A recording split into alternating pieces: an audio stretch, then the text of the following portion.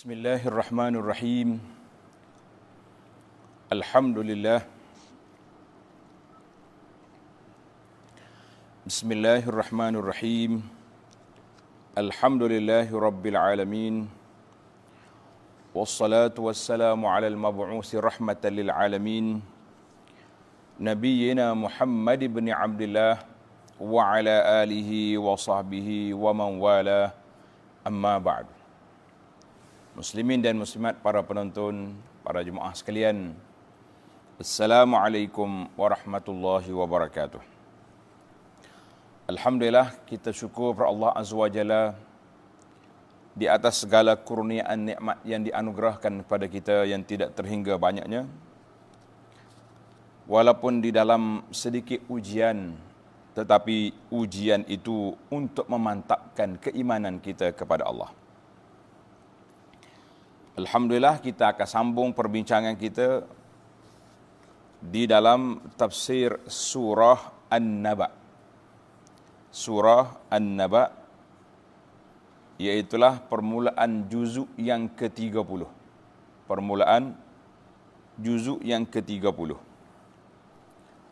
Alhamdulillah, dalam siri yang pertama ana dah terangkan tentang nama surah dan juga ringkasan, dia panggil intisari kandungannya, telah kita huraikan.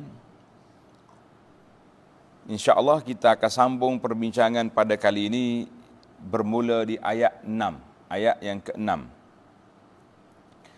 Jadi diharapkan para jemaah, para penonton sekalian boleh buka mushaf ataupun Quran yang ada, kalau boleh ada terjemahan.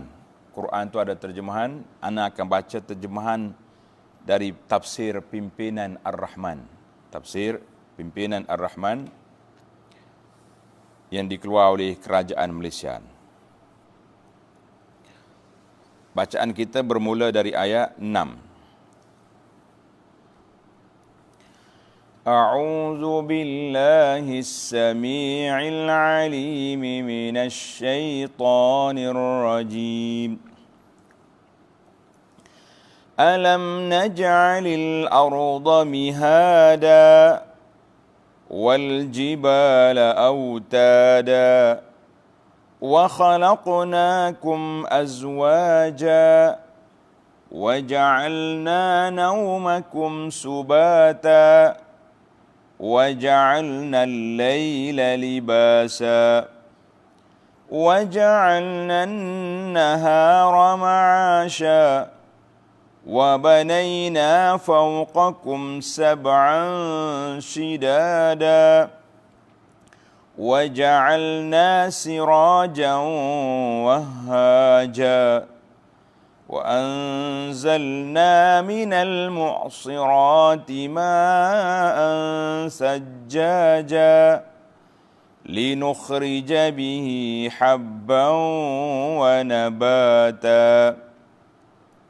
وجنات ألفافا إن يوم الفصل كان ميقاتا يوم ينفخ في الصور فتأتون أفواجا وفتحت السماء فكانت أبوابا وسيرت الجبال فكانت سرابا.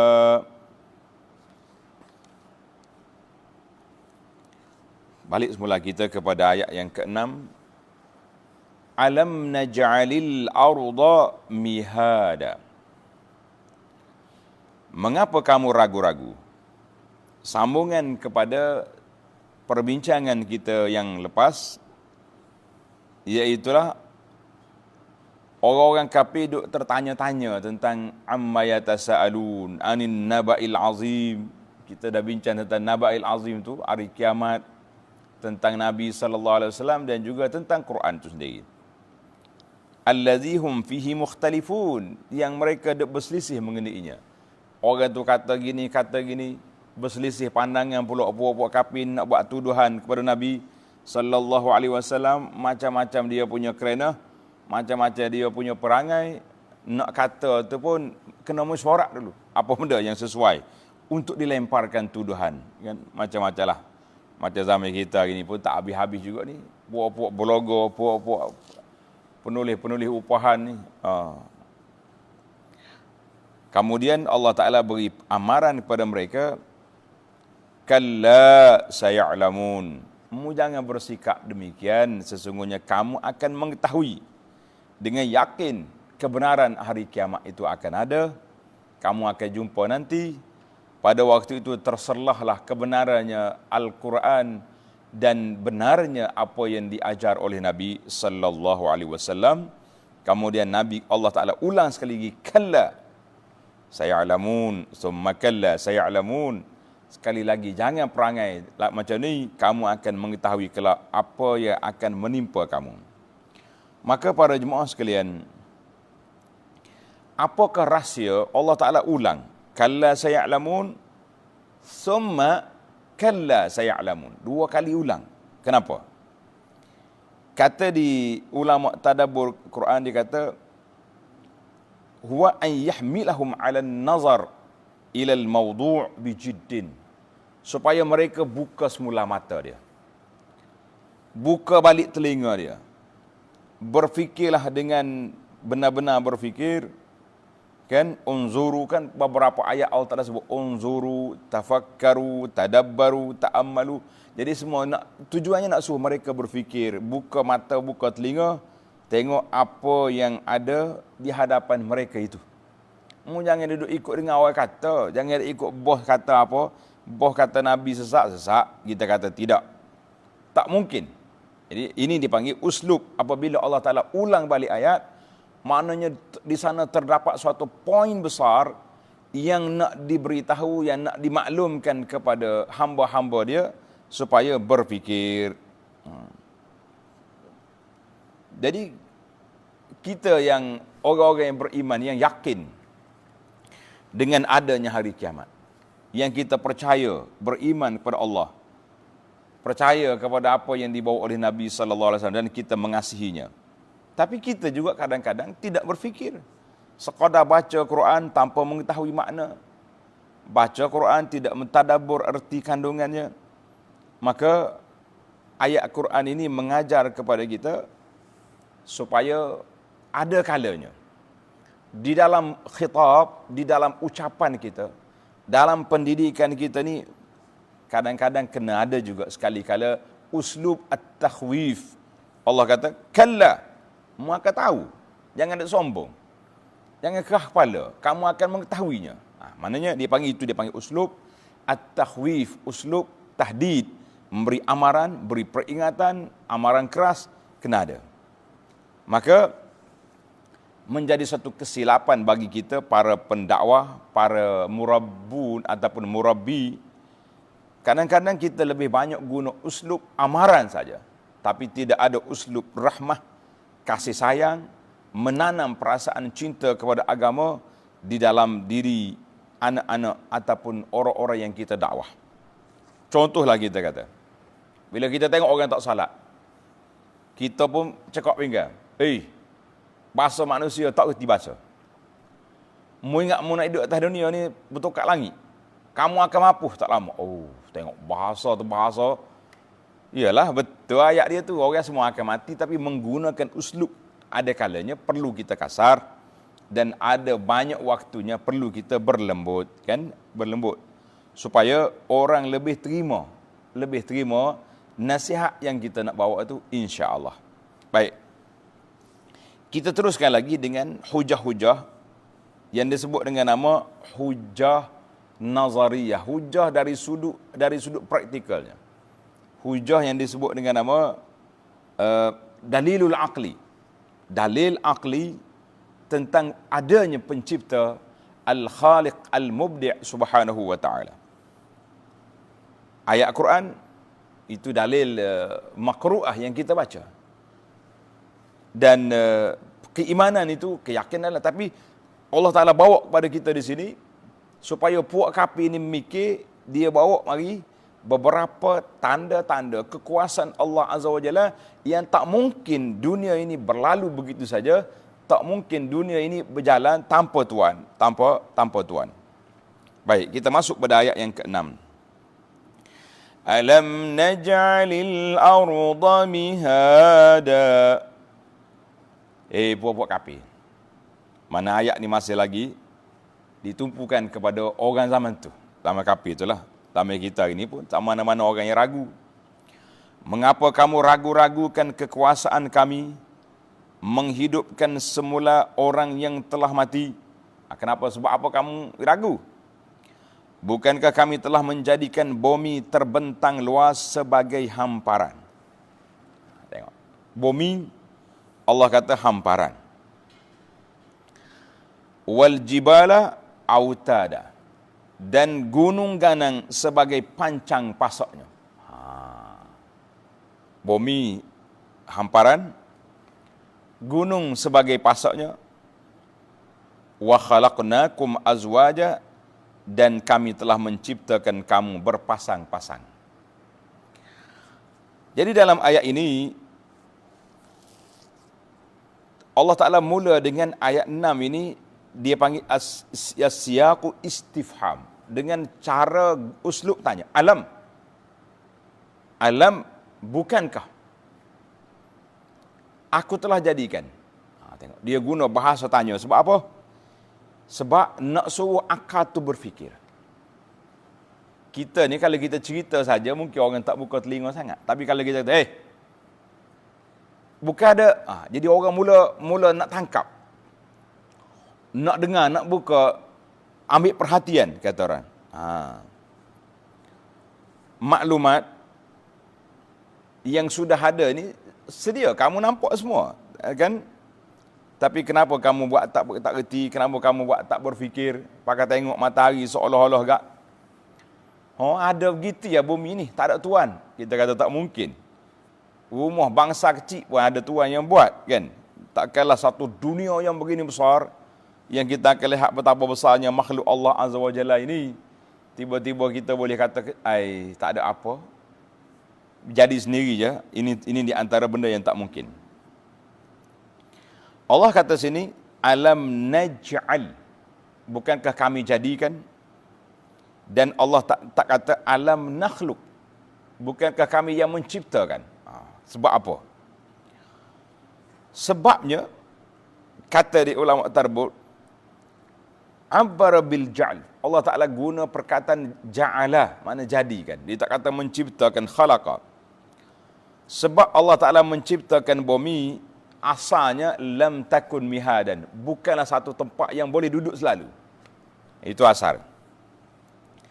Maknanya macam mana bentuk bumi, Allah Ta'ala yang mengetahui. Summa ja'alaha mihadan. Kemudian Allah Ta'ala jadikan bumi itu macam yang ada kita duduk hari ni. Boleh duduk atas dia, boleh berjalan, boleh buat bangunan, boleh berapa. Cumanya duduk main bumi ni bulat ke leper, itu panjang dah cerita. Kita kata kita ikutlah majoriti ulama yang katakan benda tu bulat, dia panggil tu qurratul ardiyah. Mana macam bola ya bumi tu. Masya-Allah, tabarakallah. Kemudian dalam surah An-Nazi'at Allah kata wal arda ba'da zalika dahaha. Wal arda ba'da zalika. Maknanya asalnya bumi itu satu benda yang pelik, kemudian ba'da zalika, selepas daripada itu, dahaha maknanya ai duhiyat wa busitat, dibentangkan jadi macam hamparan, boleh duduk. Dan manusia boleh duduk di atasnya, tak terbalik. Tak terbalik, tak bergoyang. Sekali-sekali adalah bergoyang. Jadi panggil gempa bumi. Sekali goyang, habis runtuh bangunan. Maka kata di ulama tafsir, zahirus siyaq, zahir daripada mafhum ayat ini menunjukkan bahawa bumi diciptakan sebelum langit. Bumi diciptakan sebelum langit. Itu kata ulama tadabbur. Mana dalil dia? Dia kata dalilnya Allah kata antum asyaddu khalqan amis sama banaha rafa'a samkaha fasawwaha wa aghtasha lailaha wa akhraja duhaha. Jadi malam dengan pagi ini yakunu fil ardi, terjadi di atas bumi. Dia duduk di mana? Duduk di atas bumi.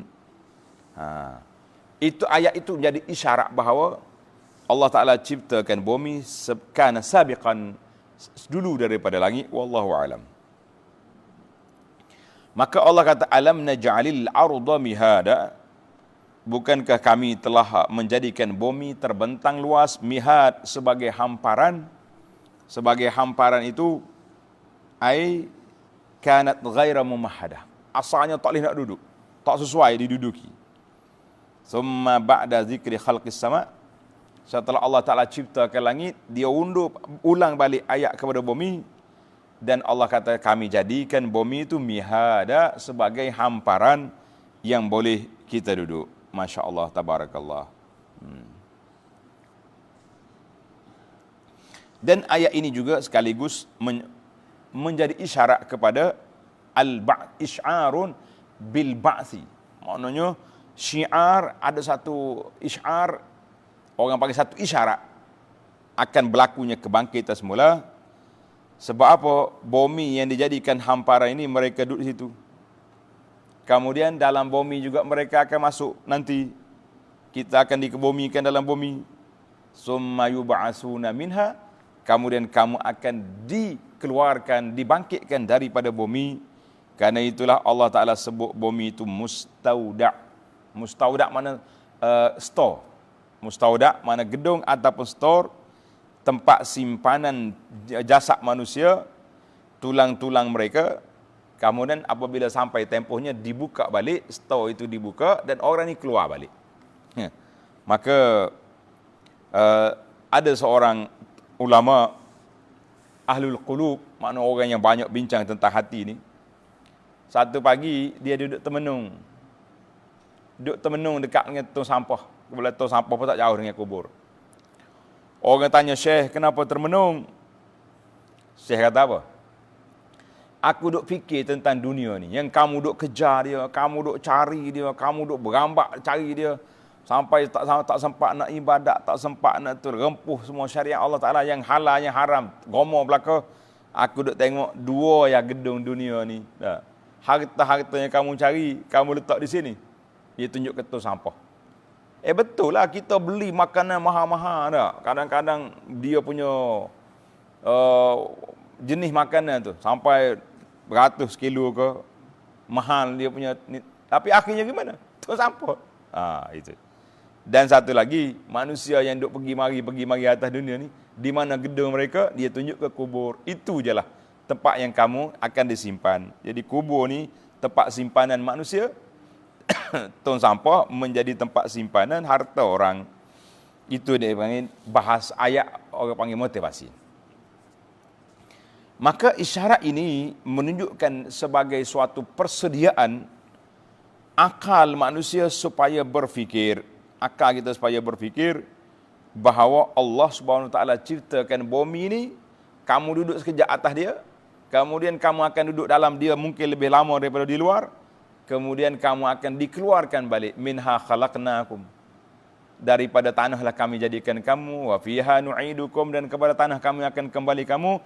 Wa minha nukhrijukum taratan ukhra, dan daripada bumi kamu akan keluar kali yang kedua. Masya Allah, tabarakallah. Maka ayat ini, alam naj'alil arda mihada, menunjukkan banyak perkara. Yang pertama tentang kuasa Allah Ta'ala mencipta, menjadikan bumi itu asalnya bentuk lain, kemudian dijadikan mihad, jadikan hamparan. Daripada hamparan itu Allah peringatkan bahawa kita tentang al-ba'si, tentang kebangkitan semula pada hari kiamat. Hari ini kamu duduk atas, kita semua nak duduk atas bumi. Mungkin besok, mungkin beberapa masa lagi, yang masa yang ada lama, ada sekejap, kita duduk dalam bumi. Allahu Akbar. Kemudian kita akan keluar balik daripada bumi apabila berlakunya kiamat. Allahu Akbar. Mudah-mudahan kita selamat, duduk atas dunia pun aman, duduk dalam kubur Allah jadikan dia raudhatun min riyadil jannah, dan bila keluar daripada kubur juga perarakan kita ke mahsyar dalam keadaan aman, duduk di bawah bayangan tahta zilali arsyir rahman, di bawah bayangan arasy Tuhan. Dan terakhirnya kita akan masuk dalam syurga insya-Allah. Baik, kita berpindah kepada ayat seterusnya. Wal jibala autada, dan gunung ganang sebagai pancang pasaknya. Apa mana pasak? Macam kita hari ni ya. Kalau nak buat bangunan tinggi-tinggi, kan dia ada sistem piling. Tanam besi dalam, itu dia panggil supaya seimbang dia punya pergerakan. Maka kedudukan bumi Allah Ta'ala seimbangkan dia dengan mana? Dengan bukit-bukit yang diciptakan. Al-jibalu minal ardi. Bukit itu sendiri daripada bumi. Tapi kenapa Allah Ta'ala sebut? Kan tadi, alam naj'alil arda, kami jadikan bumi. Bukit daripada bumi. Bukit sendiri daripada bumi. Tapi kenapa Allah sebut lagi? Wal jibal, bukit. Apa sebab? Kata di ulama, wa innama khassaha, Allah Ta'ala sebut khas nama bukit itu, li'anna laha muhimmatun, kerana dia mempunyai satu peranan yang tersendiri yang besar, iaitulah menjadi pancang ataupun pasak kepada bumi supaya bumi tak bergoyang, tak bergerak. Dia letak bukit.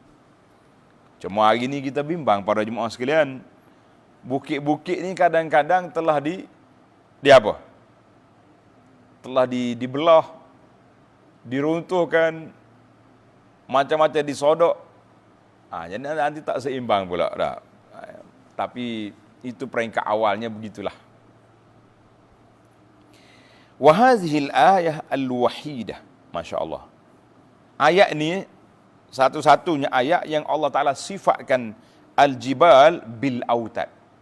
Allah Ta'ala namakan bukit itu sebagai pancang ataupun pasak bumi ini. Dan maka kerja dia apa? Kerja dia nak menetapkan bumi ini supaya tidak bergoyang, supaya tidak bergerak, dan supaya dia seimbang. Jangan duduk main sengit sana sengit sini. Tidak mungkin. Itu dia panggil. Maka ayat ini menunjukkan bahawa peranan bukit itu besar. Karena itulah kita tengok ada negeri yang banyak bukit, ada negeri yang padang pasir, tak ada bukit, kosongnya dia kan. Masing-masing ada tugas, ada yang sendiri. Alhamdulillah. Baik, kita pergi kepada ayat yang seterusnya. Wa khalaqnakum azwaja, dan kami telah menciptakan kamu berpasang-pasangan. Allah ciptakan kita ni berpasang-pasang. Ada gu, kata orang. Orang Kelantan kata ada gu dah.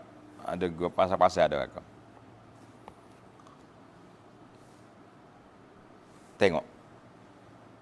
Ulama tadabbur dia perhati belaka tuan-tuan para jemaah sekalian. Ayat mula-mula tadi diguna uslub soal. Alam. Tapi sampai di sini Allah kata wa khalaqnakum azwaja, kami cipta. Dia tak tanya, kenapa dia tanya? Bukankah kami cipta kamu berpasang-pasangan? Kata di ulama, daripada istifham, asalnya dia guna lafaz cara tanya, tapi di sini tak tanya dah. Allah cerita terus. Wa khalaqnakum azwaja. Kami jadikan kamu itu berpasang-pasangan. Apakah hikmah dia? Apa sebab? Katain ini maksudnya nak mengubah cara soalan. Kalau tanya sahaja, orang pun duduk memikir mana jawapannya. Maka dia panggil, bila panjang dah cerita ni, maka dia balik pada itu bahasa Al-Quran. Macam alam nashrah laka sadrak. Bukankah kami telah lapangkan dadamu?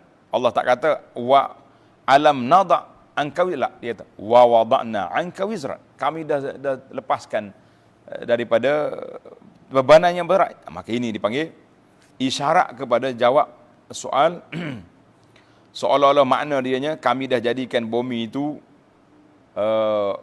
hamparan, bukit itu sebagai pasak, dan kami jadikan pula pelbagai jenis makhluk di atas bumi. Bagaimana? Azwaj maknanya ada gu, atas bumi ni ada gu. Ada laki-laki, ada perempuan. Ini di antara rahsia Allah Azza wa Jalla Kerana az-zawjaini mukhtalifan.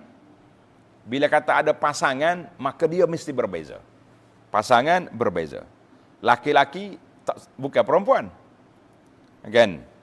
Kalau pasal itulah bila ada orang nak nikah dengan laki-laki juga, kita kata ini orang tak puk. Bahasa kampung Kelantan kata tak puk ni maknanya orang yang tak betul berjalan, orang sewil. Bahasa budak-budak kata sewil. Orang di luar daripada fitrah manusia. Bahkan hayawan pun tak boleh terima puak-puak LGBT ni, masalah besar. Maka Allah Ta'ala ciptakan pasang-pasangan ni dengan penuh hikmah, rahmah dan ibda' penciptaan yang cukup mantap. Maka orang laki-laki tak akan rasa tenang hidup kalau tidak ada pasangan dia perempuan. Orang perempuan juga tak akan rasa senang, suka hidup kalau tidak ada pasangan dia laki-laki, kan? Maka Allah jadikan isteri merindui suami dia. Suami rindu kepada isteri dia. Masing-masing ingat.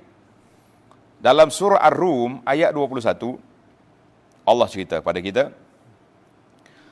khalaqalakum min anfusikum azwaja. Allah kata, wa min ayatihi, di antara tanda-tanda kekuasaan Allah Ta'ala itu, Allah Ta'ala ciptakan kamu min anfusikum, daripada diri kamu sendiri. Azwaj, pasangan. Suami, isteri. Isteri, suami, pasangan. Tujuan apa pasangan ni? Litaskunu ilaiha, supaya kamu rindu, ingat mengingati. Bila suami duduk jauh, ingat ke isteri. Isteri duduk jauh, ingat ke suami. Kan? Pasal itulah kadang-kadang kita rasa sedih bila dengar kawan-kawan kita, dia panggil kahwin PJJ. Suami duduk di Kuala Kerai, isteri kena kerja di Kuala Lumpur. Contoh, ataupun Al-Aqsa. Ataupun duduk mana jauh-jauh lagi. Ni musim-musim Covid ni pula, kebetulan suami balik nak kerja, tinggal anak isteri kampung, ingat ke, habis tempoh sekejap je. Rupa-rupanya Masya Allah, Tabarakallah, tempoh PKP ditambah lagi. Jadi barulah kita, susah, nak balik ambil anak pun tak boleh. Pelarangan, perintah larangan perhenti mesti dipatuhi. Kan? Anak nak berangkat pergi pun tak boleh. Allah Ta'ala buat ni semuanya hikmah supaya kita tahu nilai masing-masing. Nilai masing-masing. Kerana itulah kadang-kadang penting. Sekali-sekala duduk jauh-jauh pergi kerusu, pergi daurah. Penting. Anak duduk perhati tengok. Cerita pengalaman kita duduk jaga jemaah haji. Biasanya bila sampai di Mekah, pakej-pakej yang biasa ni, pergi dengan tabung haji ke dengan apa, kita akan berasingan bilik isteri sama-sama orang perempuan, laki-laki dengan kawan-kawan. Ada suami ni resah. 3, 4, 5 kali sehari mari ketuk pintu isteri. Ketuk pintu. Kali yang ketuk pintu tak boleh tahan. Dia mari buka pintu tak tahan. Dia pakai buka pintu. Kenapa? Nak tengok. Ada seorang bila saya ceramah, kita kata ini ujian Allah SWT, nak tengok betapa tingginya nilai pasangan masing-masing. Sekali-sekala duduk jauh, duduk rumah tak apa. Duduk tepek sama kan. Tapi sekali-sekala duduk pisah bilik je. Padahalnya sebelah belah duduknya. Kalau salah teknikal, mungkin tingkat bawah, tingkat atas, itu je. Bangunan sama. Seorang pakcik ni pencen dah dia kerja. Tepuk lantai. Pain. Saya terkejut. Kata, kenapa? Allah, betul Ustaz cakap. Saya duduk rumah dia tu 2 minggu. Nenek dia duduk tidur dengan cucu, tak ada masalah. Tapi mari sini, 3-4 kali ketuk pintu nak tengok isteri ada ke dalam bilik. Allah Ta'ala letak naluri manusia itu, pasangan. Tuhan kata apa? Litaskunu ilaiha, supaya kamu tenang kembali kepada dia. Tenang. Manakala kita rasa nak balik rumah tak tenang sebab isteri duduk tunggu, itu leluar tabi'in itu. Ada masalah lain. Sama ada gawe lain ataupun ada gangguan di tengah jalan. Dia panggil afatun alat tariq. Ada gangguan di tengah jalan yang mengganggu ketenteraman rumah tangga seseorang. Na'udzubillah. Wa ja'ala bainakum mawaddatan wa rahmah. Allah Ta'ala jadikan di antara kamu tu kasih sayang dan rahmat. Karena itulah kita tak pelik kadang-kadang ni bila orang kahwin, isteri yang tercinta. Padahalnya hubungnya dia dengan isteri tu rapuh ya, nipis ya tu. Dengan satu lafaz cerai ya boleh berpisah. Tapi dah jadi naluri manusia, isteri tercinta lalu.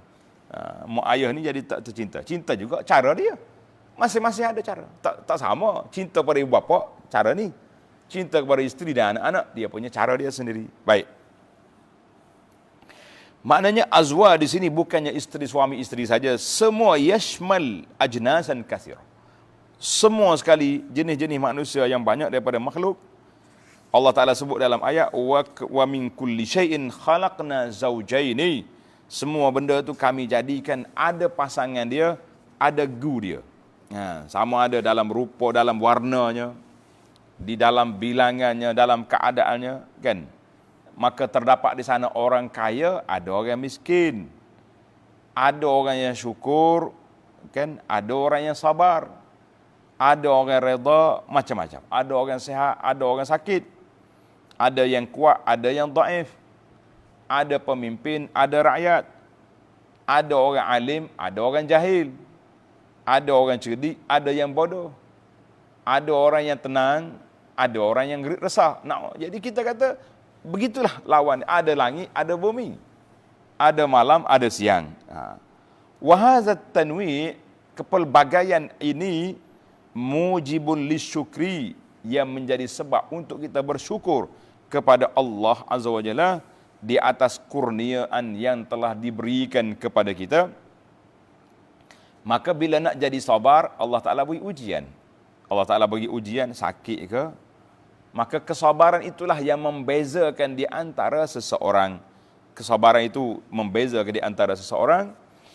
Maka Allah Ta'ala sebut darjat sabar dalam Quran, innama yuwaffas sabiruna ajrahum bighairi hisab. Tengoklah. Innama yuwaffas sabirun ajrahum bighairi hisab. Allah Ta'ala beri balasan, ganjaran kepada orang sabar itu bighairi hisab, tanpa had, tanpa limit. Sebab apa? Sebab darajatus sabri mukhtalifah. Tingkatan orang sabar itu berbeza-beza. Ada orang yang sabar, Masya Allah, dia sakit, kita tak tahu dia sakit. Kanser, tahap 4. Tiba-tiba orang kata kawan ni masuk hospital, kanser tahap 4.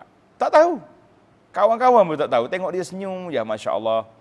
Boleh pergi masjid, dia merangkak pergi. Ada orang ya, sakit gigi, satu dunia tahu. Siapa dia tolong bagi tahu? Hai, Cik Mek dia. Cik Mek mana? Cik Mek Facebook dia. Oh, hari ni saya tak pergi kerja, sakit gigi. Habis kawan-kawan duduk tulis bawah, semoga sembuh. Pergilah klinik. Tu ya, apa yang sibuk-sibuk. Itu dia panggil tahap kesabaran. Maka Allah Ta'ala beri darjat pahala sabar bighairi hisab, tanpa hisab. Tengok darjat dia, ada orang yang sabarnya tinggi, ada orang yang sabarnya biasa-biasa. Masya Allah, tabarakallah. Baiklah para jemaah sekalian, itu dia panggil ayat wa khalaqnakum azwajan. Ayat Allah Ta'ala nak ajar kepada kita erti syukur, sabar. Orang mukmin ni dua ya. Kalau dia dapat nikmat, dia syukur, fakana khairan lah. Kalau dia dapat sebaliknya ujian, dia sabar, fakana khairan lah. Itu sifat orang yang mukmin. Masya Allah, tabarakallah. Wa ja'alna naumakum subata, dan kami telah menjadikan tidur kamu untuk berehat. Tidur ni untuk rehat. Jangan kata, rugi masa tidur. Kita ni kalau enjin kereta apa panas kalau tak berhenti. Manusia ni kalau tak tidur penat dia kan. Maka setiap manusia tu berhajat kepada tidur. Sebab apa? Allah kata naumakum, tidur kamu tu dinisbahkan kepada manusia. Sebab manusia ni tak mungkin, kalau ada orang tak tidur berapa hari, jadi lain, jadi benda lain dah dia tu. Masya Allah, tabarakallah. Sama ada dia jadi kurus, sama ada dia jadi sakit, sama ada dia jadi tak betul jalan, macam-macam. Maka kata di para doktor, ada tempoh yang tertentu. Tempoh kita kena tidur tu. Kalau tidak, tak cukup tidur, boleh menyebabkan kematian, boleh menyebabkan macam-macam penyakit yang mari. Allah kata naumakum, dia tak kata laila, kamu jadikan malam tu tidur tak. Dia kata naumakum subata, tidur kamu. Sebab malam Allah Ta'ala akan sebut dalam ayat yang 10 nanti, insya-Allah. Maka kerana malam tu bukan untuk manusia saja, kan? Malam tu bukan untuk manusia saja. Malam itu untuk semua makhluk, memerlukan malam. Perlukan malam. Sebab apa dia kata malam ni ada masalah? Ada ulama kata, kebanyakan manusia perlu kepada tidur itu di antara 6 hingga 8 jam. 6 hingga 8 jam sehari. Untuk nak jaga aktif tubuh kita ni sihat, kan? Dan kalau boleh kita campur di antara malam dengan qailulah, tidur tengah hari itu sekejap. Sebagaimana diceritakan Nabi kita SAW tidur pada siang hari. Jadi malam ni bukan khas untuk kita je manusia, tapi dia untuk semua makhluk berhajat kepada malam. Berhajat kepada malam. Ada satu laporan daripada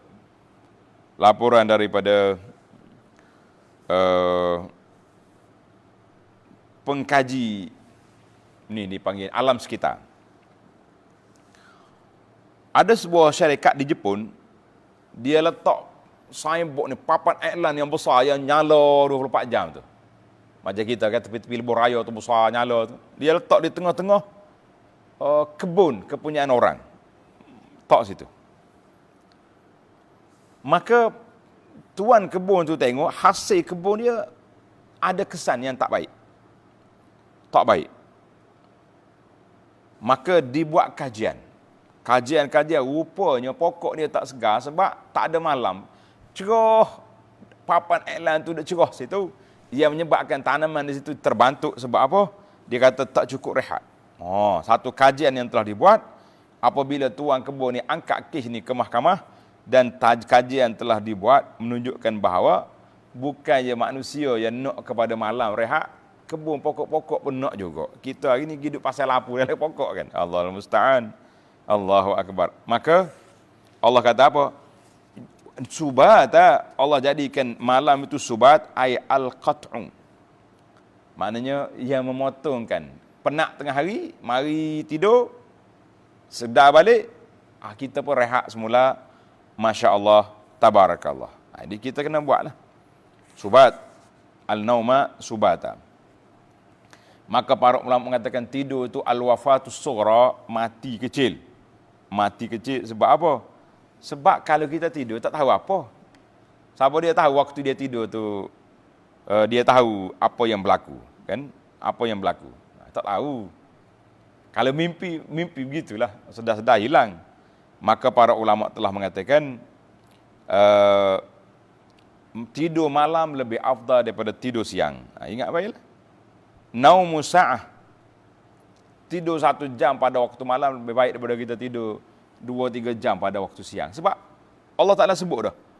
Wa ja'alna naumakum subata. Naum tu, dan ayat seterusnya, wa ja'alna al-laila libasa, dan kami jadikan malam dengan gelapnya sebagai pakaian yang melindungi.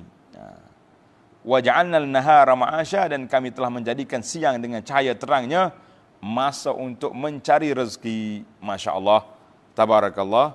Jadi para jemaah sekalian, tidur ni satu benda yang keperluan. Jadi orang yang tak cukup tidur macam-macam jadi.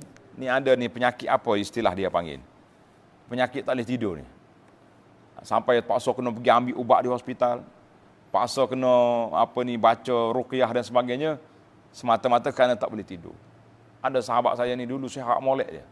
Tiba-tiba kita jumpa dia kurus, kata kenapa sih? Dia kata anak tak boleh tidur. Tak boleh tidur. Pasal kena ambil pil, ubat nak tidur. Allahu akbar. Ada orang ni lambat jumpa bantal je. Kadang-kadang tak berbantal pun. Letak kepala, tidur. Kita kata nikmat. Pada itulah orang cerita, Allah dalam peperangan Badar, sahabat-sahabat ni mengantuk dah sampai jatuh pedang. Masya Allah, tabarakallah. Maka Allah Ta'ala beri pada mereka iz yughashikumun nu'asa amanatan minhu. Allah Ta'ala beri mereka mengantuk sebagai satu keamanan daripada Allah. Kata di para ulama, kalau tengah kita takut, kita boleh terlena tidur, nikmat daripada Allah Azza wa Jalla. Contohnya kita esok ada temu duga kau, ada temu janji dengan doktor kau nak belah pembedahan, malam tu kita boleh tidur rehat. Kita kata itu nikmat daripada Allah. Tapi jarang duk mikir dah asyik esok ni macam mana. kata di para ulama, cerita tidur ni. Maknanya dalam peperangan ni, ketika kita takut, kita boleh rehat, boleh tidur, itu nu'asan, amanatan minhu, rahmat daripada Allah. Tapi kalau kita tidur, waktu orang duduk kuliah, waktu duduk khutbah, waktu pergi dengar ceramah itu tidur, itu bukan, itu daripada syaitan. Masya Allah, tidur tengah baca Quran, tidur tengah orang kuliah, itu syaitan. Tapi kalau tidur tengah waktu kita takut, itu rahmat daripada Allah Azza wa Jalla. InsyaAllah kita akan sambung lagi cerita tidur. Wa ja'alna al-laila libasan. Allah Ta'ala kami jadikan malam itu sebagai pakaian. Pakaian apa? Mana ke malam ni tak nampak kan? Orang-orang duduk, supaya kita duduk dalam keadaan tertutup, tak nampak, suasananya gelap, seolah-olah macam pakaian. Seolah-olah macam pakaian. Jadi tenanglah kita hidup waktu itu. Mana malam ni waktu orang berehat, waktu orang tenang, suami isteri duduk sekali, jadi gelap suasana itu cukup baik kepada kita, insya-Allah. Jadi para jemaah sekalian, insya-Allah kita akan sambung lagi cerita kita wa ja'alna an-nahara ma'asha dalam CD yang akan datang, insya-Allah. Subhanakallahumma wa bihamdika asyhadu an la ilaha illa anta astaghfiruka wa atubu ilaik. Wa sallallahu ala nabiyyina Muhammadin wa ala alihi wa sahbihi ajma'in walhamdulillahi rabbil alamin.